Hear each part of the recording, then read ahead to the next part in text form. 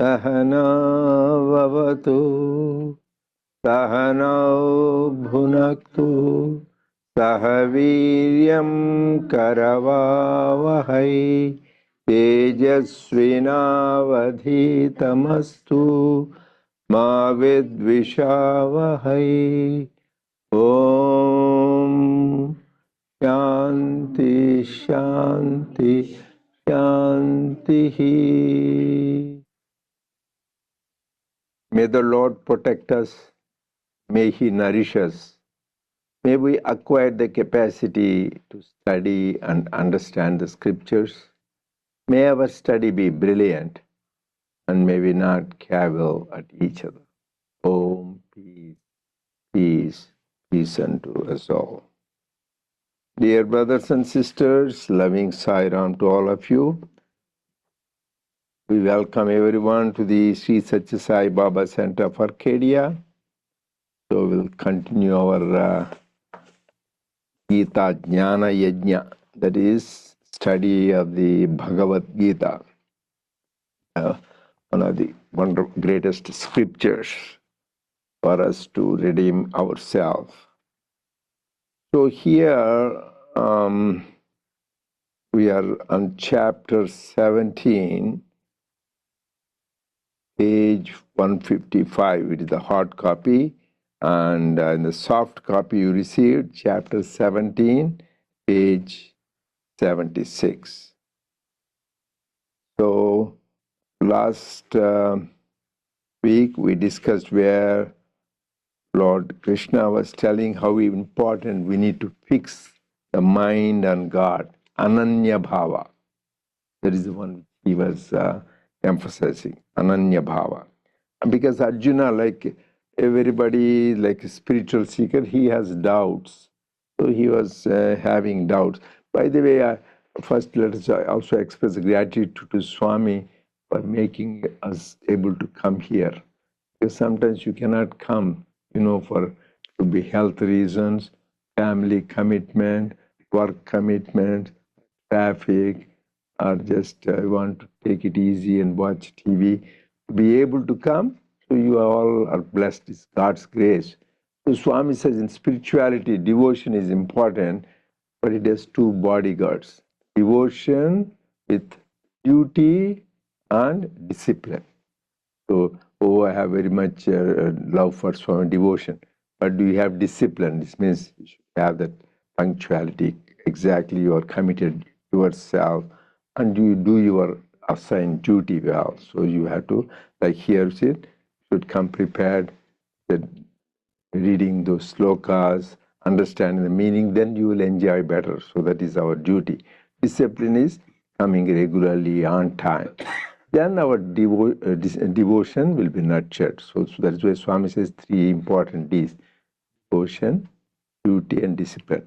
There are so many other Ds: dedication, determination, all that. But these three are the main three Ds. So really, let us always express gratitude to Swami for this wonderful opportunity to participate in this Gita Yajna. So last week, Arjuna, like everybody, he had a doubt how to think about God all the time. We have so much work, our work to do. But Swami said, whatever you do, think you are doing for me. Then it becomes all the time you are thinking. That is one of the famous shlokas in Gita. Yat karoshi, yat ashnasi, yat juhoshi, tadasyat, yat tapasyasi kaunteya, tat kurushva madarpanam. It means yat karoshi, whatever you do, means not just you play harmonium or you read study circle, you walk, whatever you do. And yadashnashi, whatever you eat, juhoshi, like we do yajnas or we do the tapa juhoshi. Dadasyas, whatever charities, service activities you do, you go and give food to people, you go water and shelter, health care, education. So whatever the dadasyas. Yet tapasyasi, whatever penance you do. So whatever you do, whatever you eat, whatever penance you do, and whatever charities and seva you do, every tat kurusha madarpanam, just dedicate that to me. Then all becomes all the time you are thinking from morning to evening. So that is what we should remember, because we're all busy in the family or at work or in the organization.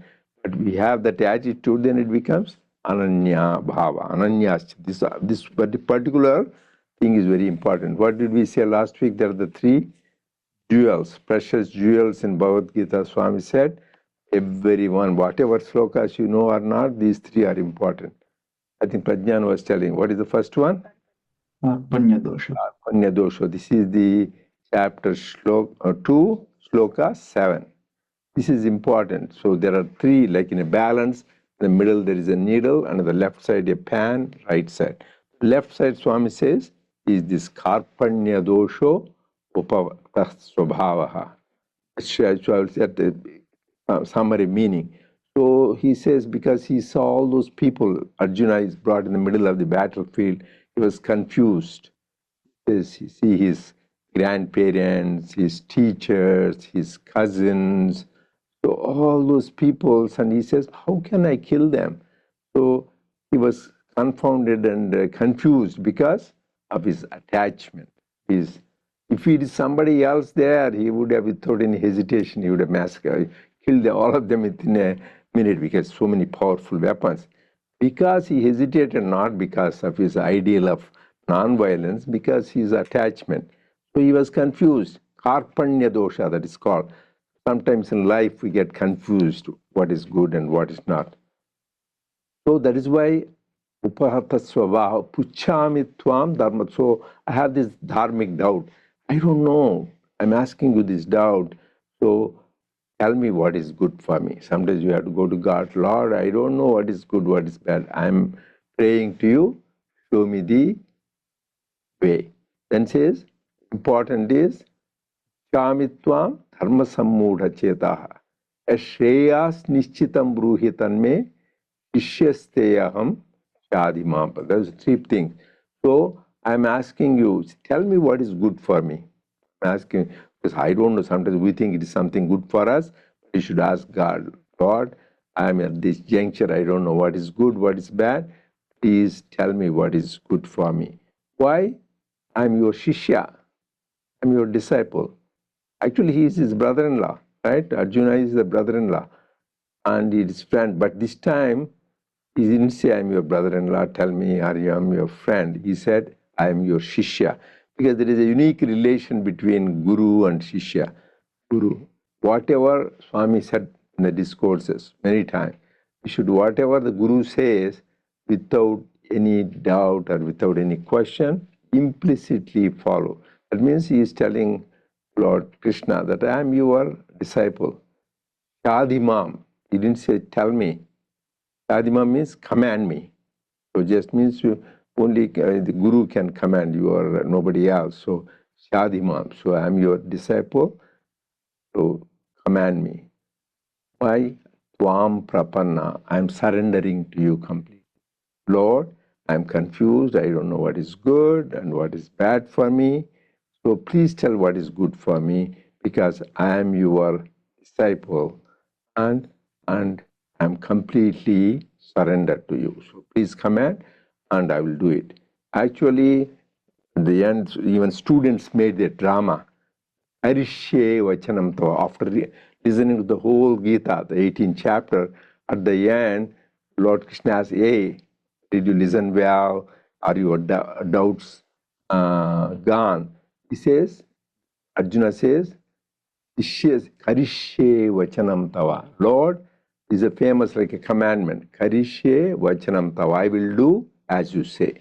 There is no question of if that happens, I will do. You said it, I will do it. That kind of firm conviction when your guru or God says, there is no second thought.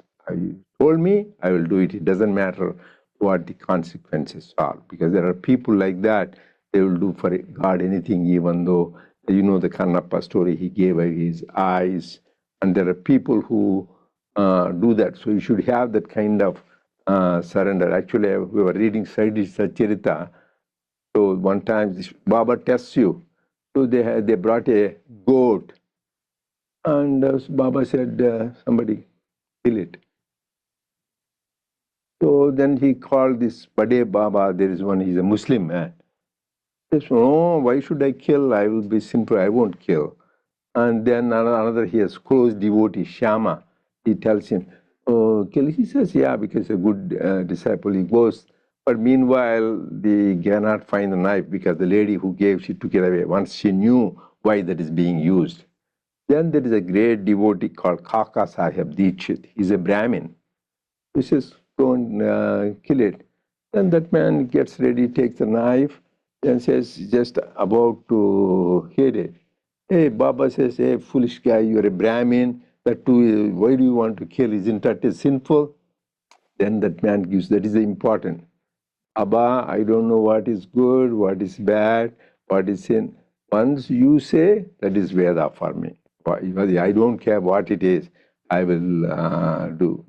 That's where Swami used to say for Dr. Hislop, he will even shoot for me. Shooting is bad, he will kill. But something implicitly, that kind of Guru, whatever he says, once you know Guru and God, Swami will never say something which is harmful, but you should have that conviction, whatever my Guru says, I will do that. So that is why Arjuna says that. That is the first shloka. All of you read chapter 2, shloka 7. In right now what we are dealing with, chapter 9, Raja Vidya, Raja Gokhya Yogam, where the shloka 22. Ananyas Chintayanto Mam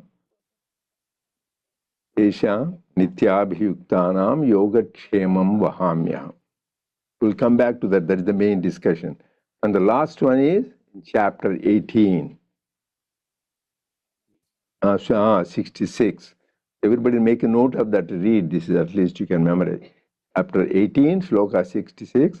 Sarvadharman Parityajya Mamekam Sharanam Vraja Ahantva Sarva Papebhyo Mokshayishyami Masuchaha.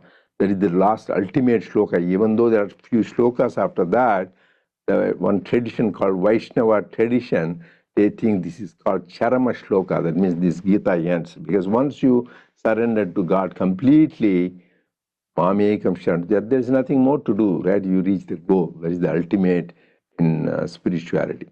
Here now coming back to that, so all of you read those three shlokas, they're deep to contemplate. Right now we are doing this, Ananya Chintayanto. So with that Ananya Bhava, always you should think of me. So three things. Ananya, no other thought other than me. Anya, the Anya means other. Ananya means without any other thought.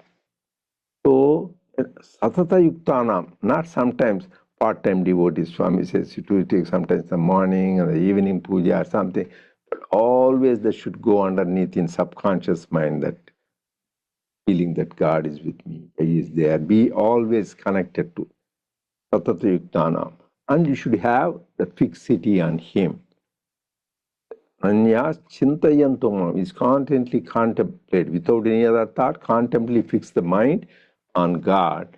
Then you have always, all the time, at all places, to think about Him. Then He will take care of your yoga and kshema. Actually, Swami is going to explain, so that you start that, then I will have a little bit more to talk about. This is called Ananya Bhakti. Most of the time, what we call, Sri Ramakrishna beautifully, Vaidika Bhakti. Vaidika Bhakti, we offer flowers, we put sandal paste, we give the incense stick, and we do the arati. There is nothing wrong. Those are all the called Spodasha Upachara, 16 types of worship for God. In all the bhakti tradition, devotional paths, they are there. Some people do more. So that's me thinking God is physically present doing it. But that is in early stages, Vaidika Bhakti. But then we should go to evolve to this Ananya Bhakti. So yeah, whatever you do, wherever even you eat, you walk, and you do penance, you do austerities and seva, whatever you do, that constant underlying thought. That is the Ananya Bhakti. Okay, now we can proceed from there on page 155. Sairam. Before I start, I wanted to share, in the hard copy, it says Ananya Bhava and Ananya Bhakti, but in soft copy, they didn't use those two. Do you know why? Because those are the version which they did for the Western edition.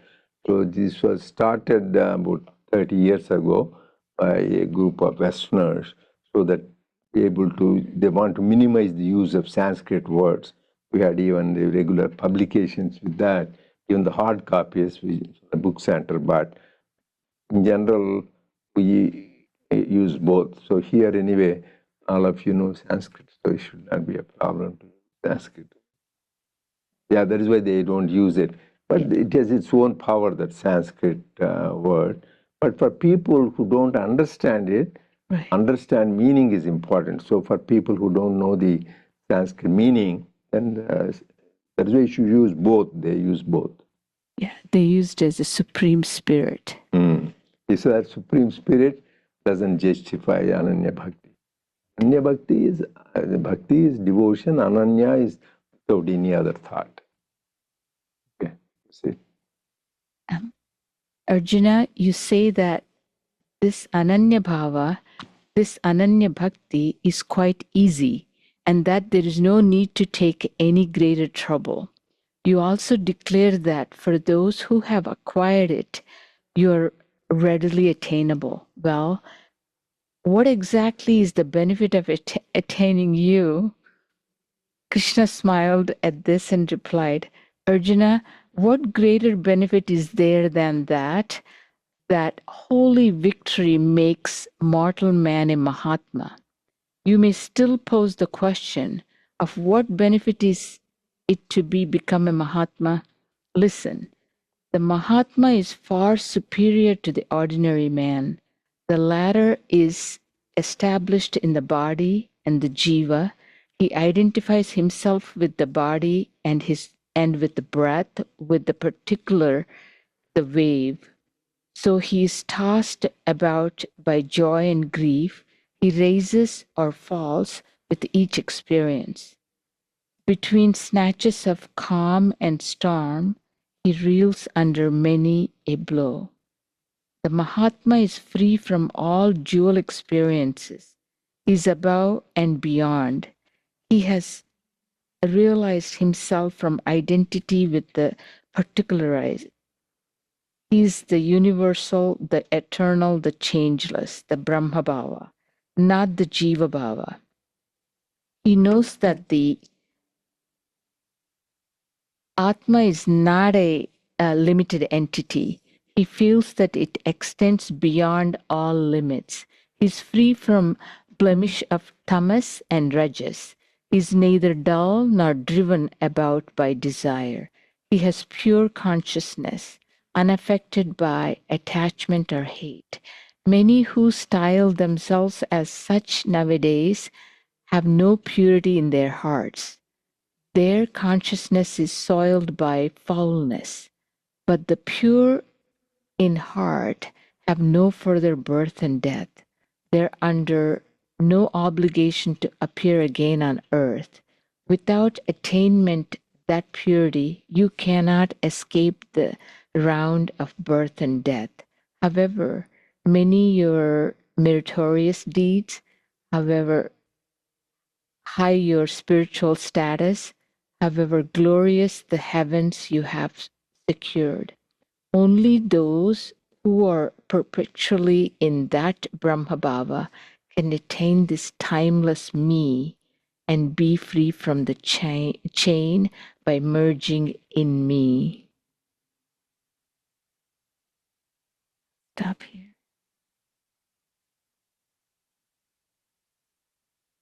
Yeah, we already talked about Ananya Bhakti. But here, I think what I really like is here Krishna and Swami said, this is a holy victory. Why to attain this? I think Arjuna is really asking these questions. Is that I know we achieve so many things, and then we feel bad when we don't achieve. I think especially for me, the clear understanding of this individual Jiva Bhava versus Brahma Bhava, that clarity, I think the holy victory, I think I'm so thankful. I think Swami is paving that path for us. And also, I think that Jiva Bhava here, they also described as the wave and the ocean. We think we're the wave. I mean, the wave, actually wave thinks that's the wave and not a connection with the ocean, but wave is the part of the ocean. Brought it up. And then the other thing is so clearly, this is not I think Swami over and over emphasized, this is not some academic discourse. You just understand. It's not, you just need to purify that heart, which is, unless your heart is pure, you will not have that Brahma Bhava. That purity actually reminds me, and also as you just said about the guru, it reminds me Sabari. I like Sabari a lot because coming from a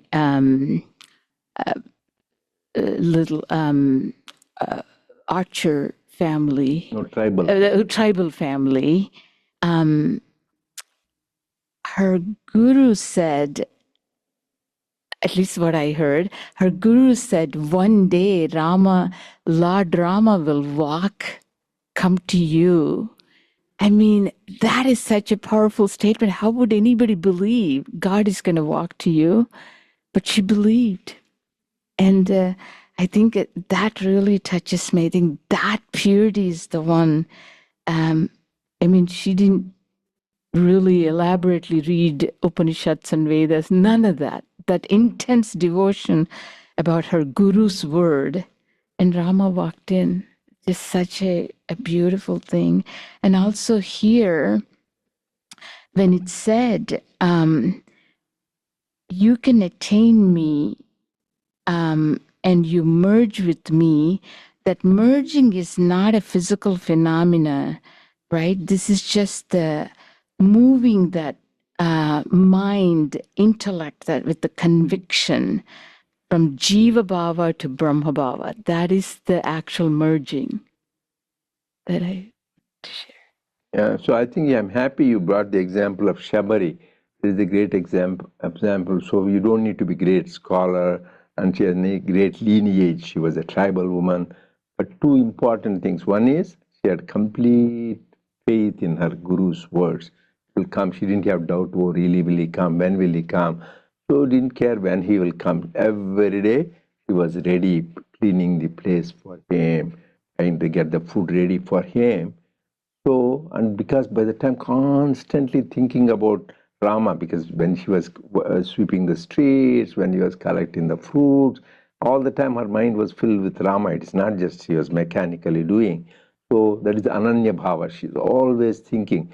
So because of that, she was pure. By the time all those years are over, she completely was pure. So once you are blessed at the pure in heart, let's see God. That is what our theme is. Purity is enlightenment. The minute she was completely pure, she was enlightened now. She had only one darshan of Lord Rama, right? Not for years, like we go many times to Puttaparthi, used to go 5-6 times or anything. Good, but here only one darshan, and she completely Sahajya. She just merges in Yoga Agni, she merges with the Lord. That is the power. So power of following Guru's command and then purity. That I shared that before also. I told Swami, asked Swami, she's have only one darshan, and we are coming so many times, so many darshans. Why? So he says because she was so pure, because her thing is very intense devotion, not lukewarm. Did it for many years. So if you also do like that, Swami says, you will also merge in God. The ultimate in spirituality is Sayujya. So when you complete the first is Salokya. Right now what we are Salokya, think about the thoughts of God, about Swami. It is called Salokya, in the same world as Sai. You are in Sai world. Then Samipya, then you come close to God. You come near to God by thinking about Him and His qualities. So you will be more loving, compassionate, forgiving, no negative quality. Then Sarupya, then become just like Him. What is the example in Ramayana? Bharata. Bharata, by the time Rama came back, he looked like just like Rama. They didn't know whom to garland because he always thought about Rama. Lakshmana was next to him. That is, he is in form he was worshipping, whereas Bharata was worshipping God, that omnipresent form. So he was more pure, completely pure, and you just look like Rama, Sarupya. Once you do that, finally you become Sayujya, one. So that is the last word. So that is why in our Suprabhatam, we say, Te pathandet visanti parandhama jnana vijnana shobita. Suprabhatamidam punyam te pathanti dine dine te vishanti parandhama. What is parandhama? Parandhama is that Sayujya. Every day you do that, you become Sayujya. Parandhama definition, Lord Krishna says, Yadgatva nanivartante tadhama paramam mama. Having gone which, there is no coming back. So any loka you go, that's what Lord Krishna says in the same chapter 8. He says, if you go to Brahma Loka, you go to Goloka, you go to Indra Loka, you go to Shiva. Whatever loka you go, you come back. But here, having gone where, there is no coming back. That means you are one with Him. You are like a wave becoming the ocean. And that's why he says important to have that, to become one with the Lord. So this is the important. For that, you should have the Ananya Bhakta. And then, but what is the benefit? So like innocent person, but he's smart, he's a great archer, he has Pashupata Astra, he's not an ordinary man, Arjuna, but just for the sake of us, he asked the question. So you become a Mahatma. Everybody has Atma. This Mahatma means great soul. So Swami says, become great soul by Ananya Bhava. That is another place Swami says, Manasekam, Vachasekam, Karmanyekam Mahatmana. Who is a Mahatma? Not one who did for name and fame, but son, thought, word, and deed. Same is a Mahatma. Manasanyat, Vachasanyat, Karmanyanyat, Duratmanaha. So who is a bad person, evil person? He thinks something, says something, and does something else. A lot of people, Swami says, in this world, right now, 90% do that. They think something, just to speak nicely, they will tell you something behind. And then they do something else. Swami says they are duratmanaha, they are evil people. So evil people are nobody else. They think something, say something, do something. Really want to be pure, what you think, you should say. And what you say, you do that. If not, best is silence. Don't say anything. If you think you can't practice that, keep silence. But what you think, you say. What you say, you do. It's very, very important for a spiritual seeker. Basic fundamental requirement. If you cannot do that, then as Swami says, whatever practices you do, you may do charities, you may do seva, you may give 100 sandwiches, 1,000 people you can feed, and you can treat so many medical camps and do many bhajan sessions. No good. So you need to have that purity. That's the most important, whether you have thought, word, and deed, and purity. So then you develop this Ananya Bhava. What is this Ananya? So this is also, the shloka is very important. It says three things we said, right? You should think about Him all the time and at all places with no other thoughts. Then what He will do? Yoga Kshemam Vahamyaham. What does Yoga Kshema mean? There are many meanings. First, yoga means what you don't have, He will give you.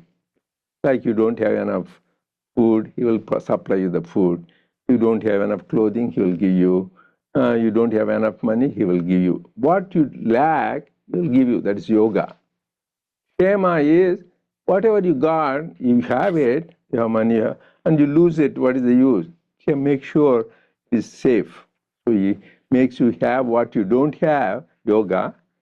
Kshema is to keep it that you don't lose it. Yoga Kshemam Vahamyam. So the thing is, what you don't have, God will give, but these are all material portions. One day you will lose it, right? So, but the real yoga, what is the definition of yoga? Every chapter we say at the end, Yoga Shastra, Bhagavad Gita, everything, Bhakti Yoga, Raja Yoga, Jnana Yoga, Raja Vidya Yoga. Yoga is union with God. Like happiness is union with God. So that is why whenever in scriptures, three kinds of meanings are there. One, most of the people you read the books, literal translation. If you think about me all the time, I will give you what you don't have, I will take care of. That is the regular meaning. Then there is a inner meaning. There's antarartha. Then there is a higher meaning, paramartha, divine meaning. Like I give the example of Shidi Baba explaining Tadvidhi pranipatena pariprashnena sevaya upadeshanchite ajnanam jnaninam tattva darshana. So everybody gives different meaning, all the great scholars, philosophers, including Adi Shankara. But Shidi Baba said they're all wrong. He gave the highest meaning. Anyway, we discussed that will take 1 hour, so we don't want to go into that. So regular meaning, inner meaning, and the highest meaning, divine meaning. But more important is putting into practice. So what he takes the ordinary meaning is, he will give you what you don't have, food, shelter, clothing, health, wealth, and all that, and make sure you keep it. But higher meaning is, yoga is, he will make you union with God and make sure you stay. That is the highest. Because Lord Krishna says, Yam labdhva cha aparam labham. Having attained which, there is nothing more to attain. So if you have $1 billion, you have more to attain, right? You have become a trillionaire, or quadrillionaire, or quintillion. Or so same thing is, you have one PhD, you can have another PhD, another thing. You can publish few papers, 1,000 papers. Everything you can do more. But here is having attained which that immortality. There is nothing to attain more. They are so happy, they are in bliss because there is nothing more to attain. That is the ultimate. So that is what the advantage is. Once you merge with him, there is no thing more to attain. So here, as I said, one is inner meaning, I told, and divine meaning. But important is putting into practice. Here I will tell you a beautiful story Swami said. There was a great scholar, and he's a great man, a Vedic scholar, and used to go to the king's court. People, some of these Brahmins are poor people, they don't have, their brain is good, but some of God didn't give them much wealth, so they had to go to king for favors and money. So this man was explaining this particular shloka to the king. He goes, he says, I told, this is the law, your majesty, you always think about God, put your thoughts, then he will take care of all your needs. You don't need to worry about anything. King says, no, that's not the right, I don't act. And go back. He goes back, again does the research on that, goes on reading this and that, and he goes again explains, no, you're wrong. He gets frustrated. So many people appreciated what the explanation I gave. This king, he insults me in front of all the people. And again he does that. So after a few things, he was dejected, depressed. I was at home. Then his wife said, what is the problem? This king, it is difficult to please him. I told all explanations. He says, I'm wrong. He says, what did you tell? She said, says, you tell me, you did something. Wise wife, that is why they said, wisdom invited forever. So wife is invited. So she said, you think about what your mistake you did.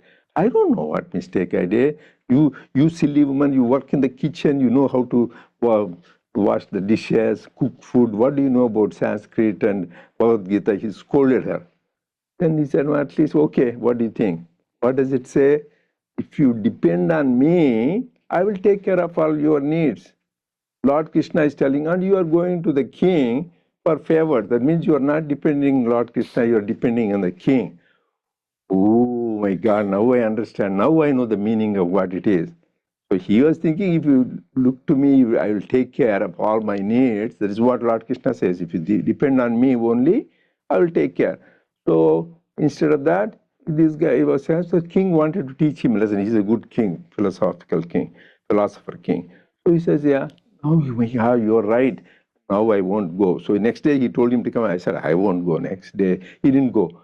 And the king wondered what happened. This guy was coming every day, bothering me. He's not coming. He sends his people to there, find out what is the thing. Yes, sir, he says he doesn't need anything. He's happy. Lord Krishna is going to take care of that. And king says, oh my God, now he became a saint. He himself runs there with all the goodies, everything to the pan. Oh, you are a great man. Now you are a great soul, Mahatma, and you are realized. And then his wife, see, that is what it is. You don't practice. You just give the talk and this, that. But you really didn't depend on God. You are depending on the king. So really, we completely depend on the God. Then we will take care of all our needs. So yoga kshema will do, but with the sincerity. There, this is also a twist. Yoga kshemam vahamyaham. He didn't say dadamyaham. The yoga kshema, I will give you yoga and you will give kshema. He didn't say dadamyaham means giving. Vahamyaham means I will carry them. So the Lord Baba Shri Baba used to say, put all your burden on me, I will carry your burden.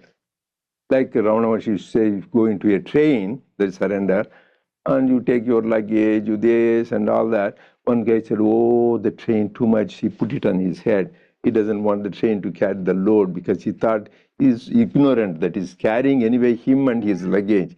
Similarly, we sometimes try to be confused and say, but he says, put all your burdens on me. So there is a great saintly man, very saintly man. But some of the saintly people, scholars, they're not that rich, not that poor people, so sad. So anyway, God wanted to give us lessons through them. So this man was very poor. He could not support the family. So he saw the thing, this sloka. He was poor, so if God was not taking care of him. This vahamyaham, that particular word, he scratched it with his pen. He scratched it off.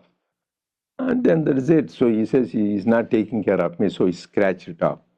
Then next day there is a young boy, 80-year-old boy, comes with a big bundle of groceries, fruits, and all that. He brings and give it to the house when he was not there. Oh, to the wife, his wife was there.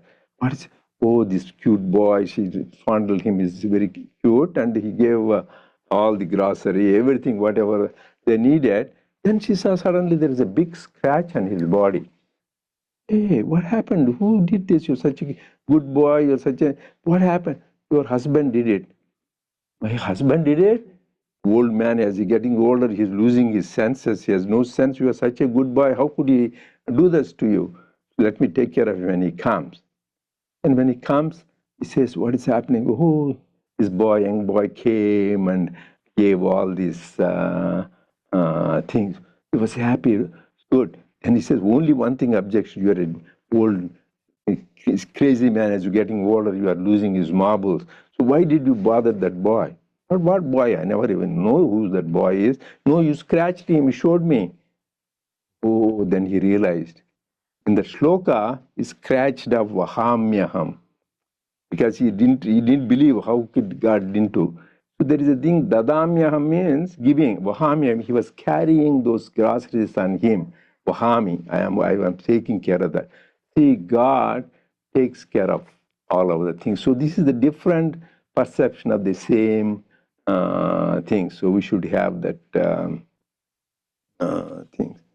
So this is almost time is up. Is there any anybody has any questions? So this is Ananya Chitamam to Yamam.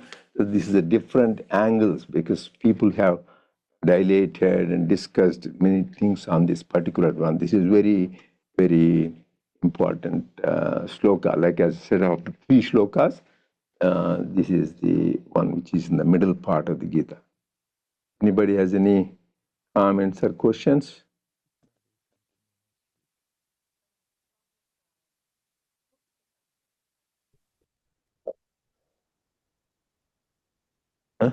the belief Yeah. Mainly it's in faith. that you can manifest.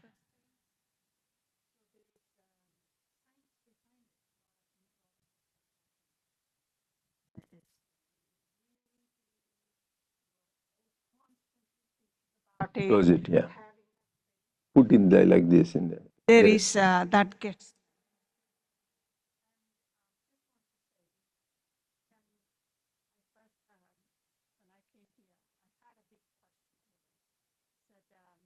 think about something and that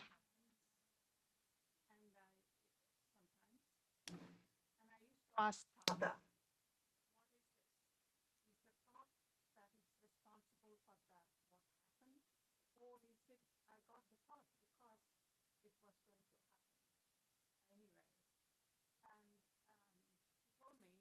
that don't ever let any thought come in. That thoughts come. So that having that, I still that kind of put stop to that question. Well, that's the safest thing to do. Never to even think about it. Never let any negative thought even come to your mind. So I'm reading, there's a lot of neurologists and psychologists have written books, The Power of Intention. That's the having the that faith and the belief somehow have the power to manifest things. So it's just like having the same thing you are saying, constantly thinking about it and wishing it and praying for it sometimes make things happen. Come true. No, not sometimes. The main thing is how two things are important thoughts. One is purity of the thoughts and positive thoughts. Even negative thoughts can affect you, but you should have purity of the thought. That is why the famous our scripture says, Yad bhavam tad bhavati. As you think, so you become. Brahmavid, Brahma eva bhavati. You think of Brahman, you are Brahman. That is why Swami Vivekananda said it's a great sin to call somebody a sinner. If you think thou art a sinner, you will become a sinner. Dust thou art if you think you are dust. If you are God you are assert your Godhead. That's why we always thinking positive thoughts, affirmation of positive is very important, not only for psychological, daily thing, always the attitude that I am good, I am happy, I am healthy, and expression of gratitude also. Everybody around. So most of the people complain. First express gratitude to God. God is the very fact, the parents, our associates, our friends, society which is responsible for us. Always this attitude of gratitude. People always grumble, complain about things, but you should have that attitude of gratitude which you will be happy and make others happy. That is the way to do. Okay, I'll continue next week.